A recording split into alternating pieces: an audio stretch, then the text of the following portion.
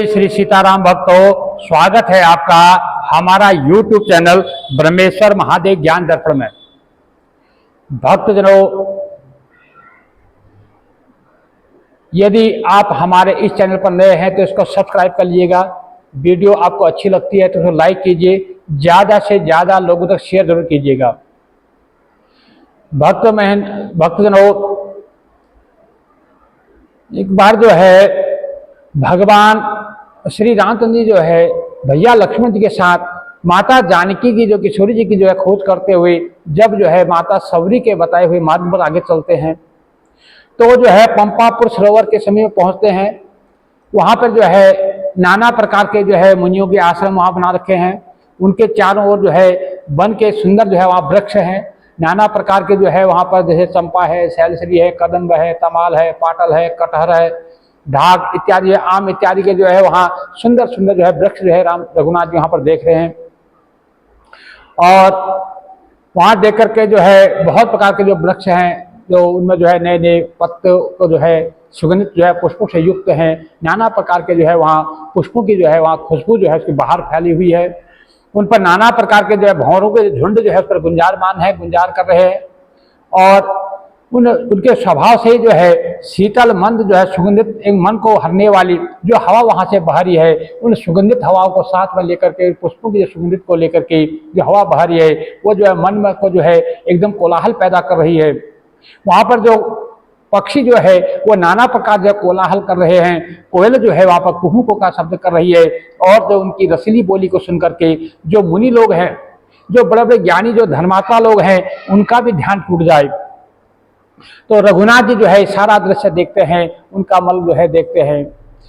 तो वहां पर जो है फल भारन में बेटब सब रहे भूमि निहराय, पर उपकार पुरुष जिमी नवहि सुसंपत्ति पाए।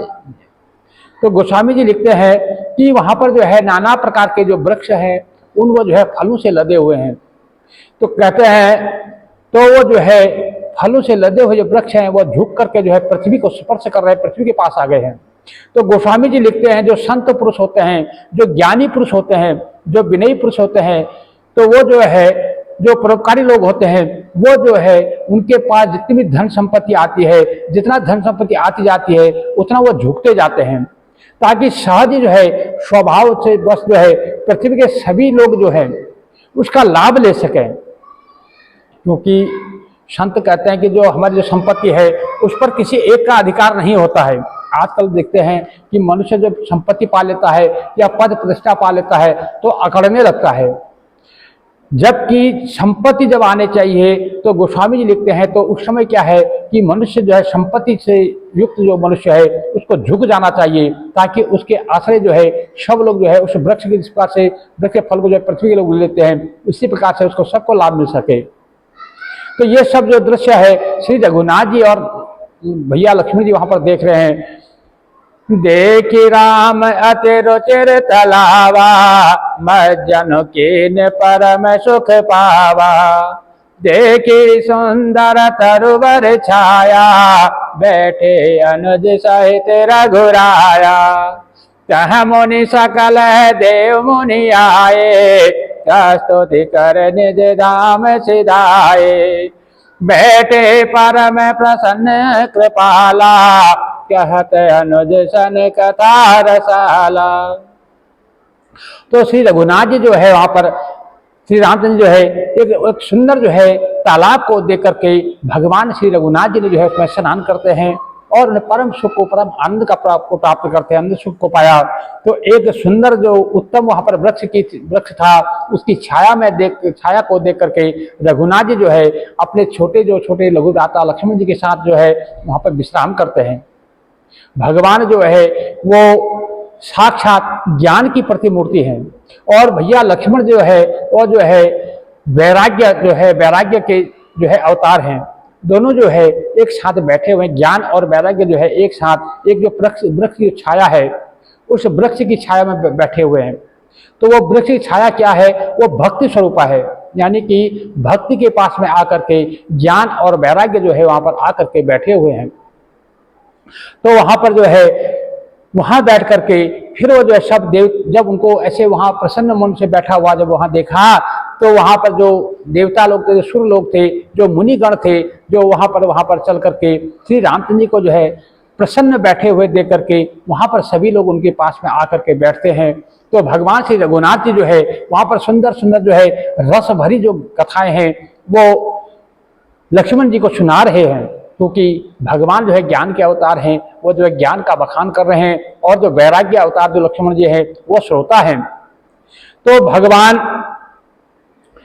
को जो है विरहयुक्त देख करके तो नारद जी के मन में जो है एक विशेष रूप से जो है शंका उत्पन्न हुई, इनके मन सोच उत्पन्न हुई। उन्होंने विचार किया कि मैं ही जो भगवान आज तक कष्ट पा रहे हैं, जो भगवान साक्षात वैकुंठाधिपति, जो वैकुंठ में निवास करने वाले भगवान ऐसे वन वन में जो विचरण कर रहे हैं, उनका जो है वो जो इस दुख का कारण कहीं ना कहीं मैं हूं। मेरे ही श्राप के कारण जो है भक्त वत्सल भगवान जो है मेरे श्राप को उन्हें स्वीकार किया, और जो है अपने सिर पर लेकर के वो इस प्रकार से जो है नाना प्रकार के कष्टों को उठा रहे हैं।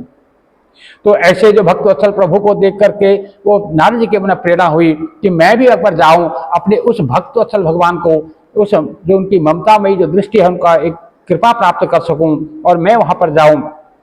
फिर ऐसा अवसर कब आएगा कब नहीं आएगा पता नहीं। तो यह विचार कर नारद जी जो है हाथ में वीणा लिए हुए है और वहां गए जहां प्रभु सुख के धाम प्रभु श्री रामचंद्र जी बैठे हुए हैं, लक्ष्मण जी के साथ वहां पर बैठे हुए हैं। वहां पर नारद जी जाते हैं, जो है जोर जोर से राम राम का उच्चारण करते हैं। गावत राम चरित मृदुबानी, प्रेम सहित बहुभांति बखानी, करत दंडवत लिए उठाए, ताके बहुत बार और लाए, स्वागत पूछ निकट बैठारे, लक्ष्मण सादर चरण पखारे। तो इस प्रकार से नारद जी के मन विचार हुआ कि उन भक्त वत्सल भगवान के जाकर के मैं भी उनके दर्शन करूं। तो उन्हें हाथ में जो है वीणा ली और अपनी कोमल वाणी से जो है राम नाम का बखान करते हुए, रामचरित्र का गुणगान करते हुए वे वहां चले जा रहे हैं। और उन्हें जो है रघुनाथ जी को देख करके उनके चरणों में झुक करके दंडवत जो है साष्टांग प्रणाम किया।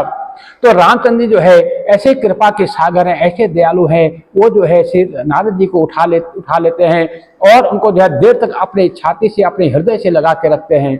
ऐसे करुणा निधान, ऐसे भक्त वत्सल भगवान, ऐसे ममतामयी जो है अपने हृदय से लगा करके नारद जी को जो है शीतलता प्रदान कर रहे हैं। और फिर जो है उनसे उनका स्वागत करते हैं और उनसे कुशल क्षेम पूछते हैं कि नारद जी कहिए आपका यहाँ आना कैसे हुआ। और लक्ष्मण जी के साथ आदर से जो है उनको वहां पर बैठाते हैं। फिर लक्ष्मण जी जो है उनके चरण जो है धोते हैं, उनकी चरण रज लेते हैं और वहां पर जो है उनके चरण पखार करके उनको सुंदर आसन पर बैठाते हैं। नाना विधि विनति करे, प्रभु प्रसन्न जिय जान, नारद बोले बचन तब जोर शिरो रूह पान।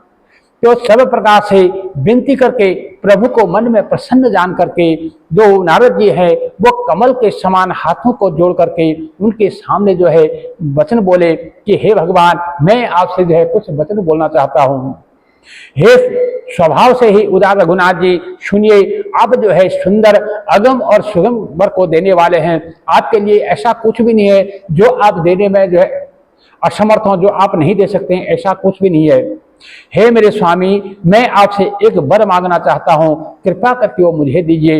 यदि आप अंतर्यामी हैं और आप सब जानते हैं, आप घटकर के वासी हैं, फिर भी मुझे जो है नादान बालक समझ करके आप जो है मेरी बात को रख लीजिए, मुझे एक वर दीजिए। सुनहो मुनि तुम मोर सुभाओ, जन सन कबहु के करहो दुराओ, कवन वस्तु अस प्रिय मोहि लागे, जो मुनि वर न सकहु तुम मांगे। तो श्री राम जी कहते हैं कि हे मुनिवर, तुम मेरे स्वभाव को जानते हो, मैं भक्त वत्सल हूँ। भक्त का जो है मेरा जो भी है वो सब चीज जो है भक्तों का है। मेरी हर संपत्ति पर, मेरी हर चीज पर जो है भक्तों का पूर्ण अधिकार है। पहला अधिकार भक्तों का है, बाद में अधिकार पर मेरा है। मैंने भक्तों से जो है कुछ भी छुपाव नहीं रखा है, कुछ उनसे छुपा के नहीं रखता हूँ।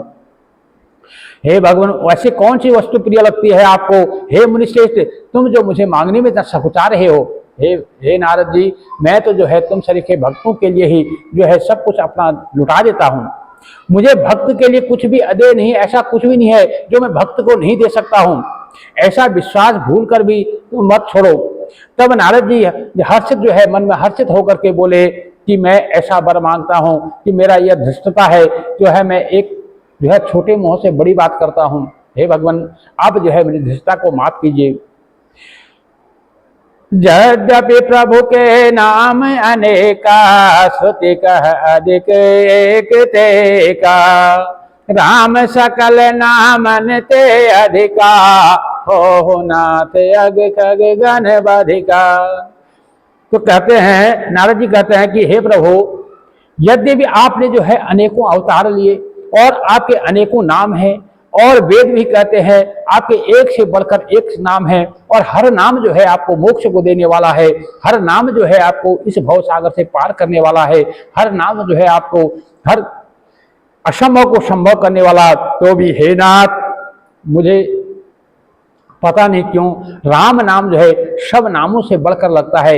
इसलिए हे भगवान, आप मेरा दुलार रख लीजिए, मेरी बात को रख लीजिए कि राम का जो नाम है वो सब नामों से बड़ा हो, और पाप रूपी जो हमारे अंदर जो काम क्रोध ईर्ष्या लोभ लोभ इत्यादि जो पाप रूपी जो पक्षी है उनके समूह को नाश करने के लिए तो राम नाम जो है सबसे उत्तम कारगर साबित हो। हे भगवान, ऐसा वरदान आप मुझे दीजिए। तो ऐसा सुन करके तो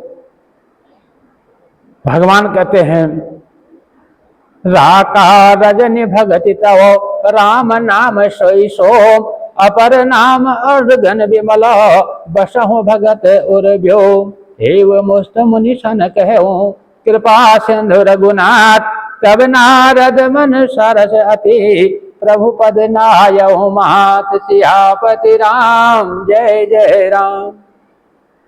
आपकी जो भक्ति है वो पूर्णिमा की रात्रि है, उसमें राम नाम यह जो पूर्ण चंद्रमा होकर अन्य सब नाम तारागण होकर उसके सामने हृदय रूपी निर्मल आकाश में निवास करें। हे भगवान, जितने भी आपके नाम हैं वो जो है आकाश मंडल में तारों की तरह हो, और जो राम नाम हो उसमें चंद्रमा की भांति जो है जैसे पूर्णिमा की चांद जो है पूर्ण रूप से खिलता है, पूर्ण जो है जगत को रोशन करता है और शीतलता प्रदान करता है। हे भगवान, उसी प्रकार से जो आपका राम नाम है वो जो है चंद्रमा की तरह शीतलता प्रदान करने वाला हो, और अन्य जो तारे हैं, जो अन्य जो आपके नाम है वो जो है तारागणों की तरह जो है टिमटिमाते हों। जब ऐसा सुना तो रघुनाथ जी जो है कृपा के सागर हैं, वो तो करुणा के सागर हैं, उन्होंने जो है ऐसा ही हो ऐसा ही हो ऐसा कह करके एवं वस्तु कहा। तब नारद जो है मन में अत्यंत हर्षित हुए और उन्होंने प्रभु के चरणों में जो है बार बार सिर नवाया और राम नाम की जय जयकार करते हुए वो कहने लगे। तो इस प्रकार से नारद जी को जो है अत्यंत, रघुनाथ जी को जो है नारद जी ने अत्यंत प्रसन्न जान करके नारद जी जो है फिर एक कोमल वाणी से बोले कि हे राम जी, हे रघुनाथ जी, सुनिए, सब आपने अपनी माया को प्रेरित करके मुझे मोहित किया था। हे भगवान, आज जो आप ये दुख कष्ट झेल रहे हैं कहीं न कहीं जो है इसके पीछे जो है मेरा श्राप जो है आपने अपने सिर में ले रखा है। हे भगवान, आप ये तो बताइए, क्योंकि वो श्राप दिलवाने वाले भी आप हैं, श्राप देने वाले भी आप हैं, और जो है सारी माया या आपकी माया का खेल है। हे भगवान, आपने ऐसी क्या माया रची कि जब जो है मेरे मन में जो है विवाह का जो प्रसंग आया था तो उससे जो है मैं मोहित हो गया था, तब मैं विवाह करना चाहता था। हे प्रभु, आपने किस कारण से जो है विवाह नहीं करने दिया, आपने क्यों मुझे रोका? इसमें आपको क्या ऐसा लगा कि मेरे विवाह करने में आपको क्या परेशानी महसूस हुई? तो इस प्रकार से आपको क्या हुआ? तब प्रभु बोलते हैं क्या, सुनो मुनि तो ही कहूँ सहरोहा, भजहि जे मोहि तज सकल भरोसा, करहु सदा तिन के रखवारी, जिमि बालक राखई महतारी, गह शिशु बच्छ अनल अहिधाई, तब राखई जननी अर गाई। तो रघुनाथ जी बोलते हैं क्या, हे मुनिवर सुनो, मैं तुम्हें हर्ष के साथ कहता हूं कि जो समस्त आशा भरोसा छोड़ करके जो प्राणी जो है सब कुछ त्याग करके सिर्फ मुझे भजते हैं, जो मेरे शरणागत हो जाते हैं, जो मेरी शरण में आ जाते हैं, मैं सदा उनकी वैसे ही रखवाली करता हूँ जैसे क्या छोटा बालक जो होता है, जैसे 2-3 साल का कोई बच्चा होता है, 3-4 साल का जो बच्चा होता है, वह छोटक बालक जो है उसकी जो है हर प्रकार की रक्षा जो है उसकी माता करती है, उसकी हर प्रकार की देख रेख जो है उसकी माता करती है। छोटा बच्चा जब दौड़ करके जो है आग को पकड़ने जाता है या वो सांप से खिलवाड़ करने जाता है, तब जो है उसकी माता जो है उसकी चिंता करती है, और माता जो है उसे खुद अपने आप को संकट में डाल करके, खुद अपने आप को कष्टों में डाल करके जो है माता उसकी रक्षा करती है। हे मुनिवर, उसी तरह से मैं आपकी जो है, मैं जो है मेरे जो भक्त वत्सल भगवान है, जो मेरे शरणागत हैं, जो मेरे जिन्होंने अपने आप को जो है मेरे चरणों में न्यौछावर कर दिया है, उसकी हर चीज की जो है सुख और दुख, शुभ और लाभ, अच्छा और बुरा, उस सब की जो है जिम्मेदारी मैं अपने ऊपर ले लेता हूँ। उसके लिए क्या अच्छा है क्या बुरा है ये सब मैं अपने ऊपर कर लेता हूँ। इसलिए हे मुनिश्रेष्ठ, आप जो है इसमें किसी प्रकार की जो है ग्लानि महसूस मत कीजिए।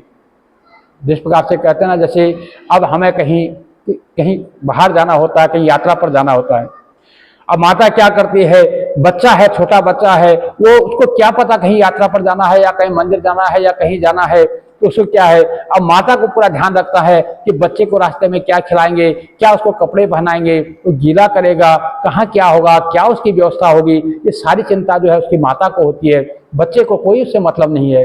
बच्चे को तो जब भूख लगेगी, जब रो दिया, जब उसको जो है मल मूत्र त्याग करना हो उसने कर दिया, उससे क्या मतलब हुआ। तो ये सब सारी चिंता जो है माता करती है। ठीक उसी प्रकार से प्रभु कहते हैं, हे ऋषिवर, जब बच्चा जो है, जो भक्त जो है मुझे शिशु की भांति अपने आप को जो है मेरे चरणों में न्यौछावर कर देता है, उसके सारे सुख और दुख को जो है मैं अपने ऊपर ले लेता हूँ, उसके सब जो है चिंता मैं करता हूँ। प्रौढ़ भय ते सुत कर माता, प्रीति कराई नहीं पाचली बाता, मोरे प्रौढ़ तनय सम ज्ञानी, बालक सुत सम दास अमानी, जनहि मोर बल निज बल ताहे, दुख काम क्रोध रिपुआए, यह विचार पंडित मोहि भजहि, पाए हो ज्ञान भगति नहीं तजहि। तो भगवान कहते हैं कि हे नारद जी, जिस प्रकार से शिशु की जो है पूरी देखरेख उसकी माता करती है, उसी प्रकार से जो है जब भक्त जो है मुझ पर पूरा अपना सब कुछ मुझ पर आश्रित हो जाता है, तो उसकी चिंता मुझे होती है। हे नारद जी, जब तुम्हारा जैसा सरीखा जो भक्त है, वो जब सब कुछ अपना मुझे त्याग देता है, मुझे जो है सौंप देता है, सब कुछ मेरे चरणों में अर्पण कर देता है, तब तुम्हारे लिए क्या अच्छा है क्या बुरा है उसकी चिंता मुझे होती है। लेकिन कहते हैं क्या, जब सयाना हो जाता है, जब वही बालक जब प्रौढ़ होता है, जब 3-4 साल का जब बच्चा होता है ना, तब माता उसकी जो है पूरी चिंता करती है। जब वही बच्चा जब जवान हो जाता है, जब बड़ा हो जाता है, तो माता उसे प्रेम कम नहीं करती है, प्रेम तो उतना ही करती है, परंतु पिछली जैसी बात नहीं रहती है। अब वो उसका उतना ध्यान नहीं रखती जितना पहले रखती थी, रास्ते में खाने पीने का, उसका जो है मलमूत्र त्याग का, या उसकी सुरक्षा का, या किसी प्रकार का जो है माता अब पहले जितना ध्यान उसका नहीं रखती है। क्यों नहीं रखती है? क्योंकि वो अब जानती है कि मेरा जो बच्चा है वो अब जवान हो गया है, वो अपनी रक्षा करने में जो है खुद जो है समर्थ है, वो अपनी रक्षा खुद कर सकता है, वो जो है प्रौढ़ हो गया, यानी कि वो सयाना हो गया है। तो इसी प्रकार जो है जब भक्त जो है जब अपने ज्ञान का अभिमान करने लगता है, जब कोई ज्ञानी हो जाता है, तब मैं फिर उसकी चिंता करना छोड़ देता हूं। मैं कहता हूं तो अब ज्ञानी है, अपने ज्ञान के बल पर तू मुझे प्राप्त कर, अपने ज्ञान के बल पर जो है तू जो है मेरे तक पहुंच। तो इसलिए फिर मैं उसकी चिंता छोड़ देता हूं। तो इसलिए भगवान कहते हैं कि हे नारद जी, इसलिए जो भक्त जो है एकदम निर्मल मन होकर के जो सिर्फ मेरे ही चरणों में अर्पण करता है, तो उसका जो है पूरी देख मैं रखता हूं। जो अहंकार बस जो ज्ञानी जन ये कहता है मैं ज्ञानी हूं, मैं इतना जानकार हूं, तो वो जो है फिर उसको जो है मैं उसके हाल पर छोड़ देता हूं, उसकी जो सारी जिम्मेवारी उसकी हो जाती है। तो मेरे सेवक को केवल मेरा ही बल रहता है और उसे ज्ञानियों का बल ज्ञानी को जो है अपना बल होता है, जो मेरे भक्त होते हैं, जो मेरे पर निछावर होते हैं, उनकी हर चीज का जो है मैं अपने ऊपर बोझ ले लेता हूँ, उनकी सब चीज का जो है ध्यान मैं रखता हूँ। लेकिन जो ज्ञानी जन है वो जब प्रौढ़ हो जाते हैं, यानी जब बच्चा प्रौढ़ हो जाता है, माता पिता से छोड़ देती है, उसी प्रकार जब कोई ज्ञानी जन अपने आप को ज्ञानी समझने लगता है, फिर मैं उसके ऊपर छोड़ देता हूँ। उसके ज्ञान का बल जो है अपने ज्ञान के बल पर जो है काम क्रोध रूपी शत्रु का जो दोनों के लिए उसकी अपनी जिम्मेवारी हो जाती है, उनसे लड़ने के लिए उसको जो ज्ञानी जो है अपने बल पर लड़ता है। जबकि जो मेरे निछावर जो हो जाते हैं, जो भक्त ने जो मुझे अपने आप, जो भक्त जन, जो सेवक जन जो है सब कुछ मुझे अर्पण कर देते हैं, वो बच्चे ही बनकर रहते हैं, उनके सारे दुख सुख का जो है ध्यान मैं रखता हूँ। उनके जो काम क्रोध ईर्ष्या लोभ मोह इत्यादि जो रूपी जो शत्रु है, उनका नाश करने की जिम्मेवारी मुझ पर होती है। लेकिन जो ज्ञानी होते हैं उनके शत्रु का नाश करने की जिम्मेवारी मेरी नहीं होती है। वो अपने ज्ञान के बल पर, मैं उनसे कहता हूं तो अपने ज्ञान बल पर जाओ, अपने ज्ञान के बल से जो है जीत करके तब मेरे पास आओ। लेकिन जो मेरे ऊपर निछावर हैं, जिन्होंने सब कुछ मुझे अर्पण कर रखा है, उनके हर चीज का मुझे ध्यान रखना पड़ता है। तो इस प्रकार से ऐसा विचार कर जो पंडित जन, यानी पंडित जन का मतलब यहाँ पर है बुद्धिमान लोगों का, यानी जो भक्त, जो ज्ञानी लोग हैं, वो जो है अपने ज्ञान का अहंकार नहीं करते हैं। वो जो है संसार में सब कुछ जानते हुए भी अनजान बने रहते हैं और अपने आप को जो है भगवान के चरणों में जो है निछावर करके रखते हैं। तो इस प्रकार से जो पंडित, जो बुद्धिमान लोग हैं, वो जो है सुबह शाम हर समय सब कुछ जानते हुए भी अनजान बन करके सिर्फ मुझे भजते हैं और अपने जीवन का सब कुछ भार जो है मेरे ऊपर छोड़ देते हैं। तो इस प्रकार से काम क्रोध लोभ आदि मद प्रबल मोह के धार, तिन मह अति दारुण दुख दे माया रूपी नार। तो भगवान कहते हैं जो काम क्रोध लोभ मद इत्यादि रूपी जो अज्ञान रूपी जो ये माया है, ये जो है इसको जीतने के लिए जो ज्ञानी लोग हैं उनको जो है अपने ज्ञान का सहारा लेना पड़ता है। लेकिन जो मुझ पर जो भक्त लोग हैं, जो सेवक हैं, जिन्होंने सब कुछ अपना जो है मुझ पर अर्पण कर रखा है, उनकी सारी चिंता मैं करता हूँ, उनके सब कुछ कष्टों को हरने का जिम्मेवारी मेरी होती है। मैं उनको जो है कभी कष्ट नहीं होने देता हूँ। जैसे एक माता जो है अपने नवजात शिशु को, जो साल 2 साल का जो बच्चा होता है, उसको जो है माता किसी प्रकार का कष्ट नहीं होने देती है, खुद कष्टों में रह करके, खुद जो है संकटों को झेलते हुए अपने बच्चों की जिस प्रकार से रक्षा करती है, उसी प्रकार से मैं भी जो है अपने भक्तों के लिए खुद को संकट में डाल करके मैं भक्तों की रक्षा करता हूँ।